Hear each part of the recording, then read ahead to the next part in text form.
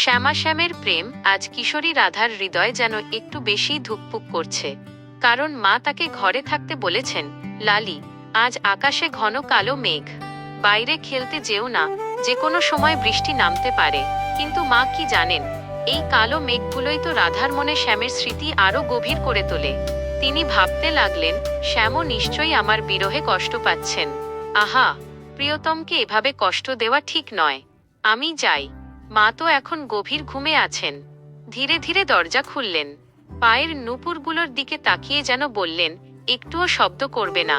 দূর থেকে দেখলেন যমুনার তীরে শ্যামসুন্দর হাতে বাঁশি নিয়ে বসে আছেন।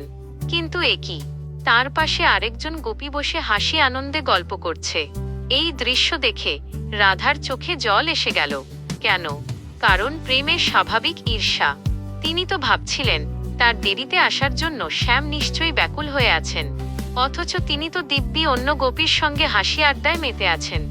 রাধার চোখ দিয়ে ঝরঝর করে অশ্রু গড়িয়ে পড়তে লাগলো। কাজল গলে গাল বেয়ে নেমে এল।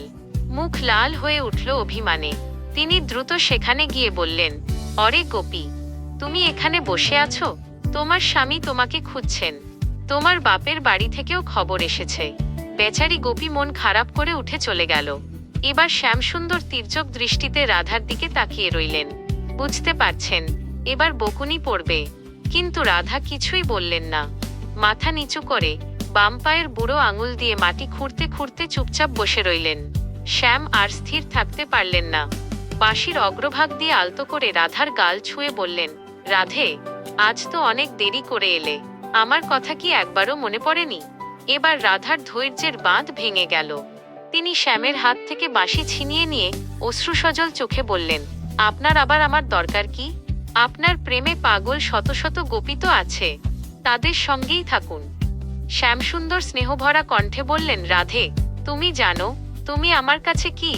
এই জগতে কেউ তোমার স্থান নিতে পারবে না। আমি তো শুধু তোমার প্রেমের গভীরতা দেখার জন্যই একটু মজা করছিলাম। তুমি যখন এমন করে ভালোবাসা প্রকাশ করো, তখন আমার হৃদয় শীতল হয়ে যায়। এই কথা শুনে কিশোরী রাধা মুচকি হেসে বললেন, তাহলে আমিও তো আপনার সঙ্গে একটু মজা করছিলাম। এরপর তিনি হঠাৎ উঠে যমুনার তীর ধরে দৌড়াতে শুরু করলেন। তার লাল ওড়না বাতাসে উড়ছে। পায়ের নূপুর ছমছম করতে পারছে না, কারণ কিশোরীর আদেশ চুপ থাকতে হবে। তাই নূপুরের ঘুঙুরগুলো শুধু নড়ে চড়ে নিজেদের আনন্দ প্রকাশ করছে। কালো কেশরাশি বাতাসে উড়ে উড়ে যেন মোহনকে ডাকছে।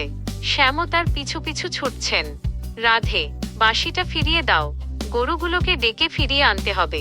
কিন্তু রাধা থামছেন না। মাঝে মাঝে পিছনে ফিরে তাকিয়ে হাসছেন। ডান হাতের বুড়ো আঙুল দেখিয়ে শ্যামকে খুনসুটি করছেন। তারপর আবার দৌড়ে যাচ্ছেন। ঠিক তখনই আকাশে প্রবল বজ্রধ্বনি হলো। মুহূর্তেই ঝমঝম করে বৃষ্টি নেমে এল। রাধা আবার দৌড়ালেন, তবে এবার শ্যামের দিকেই।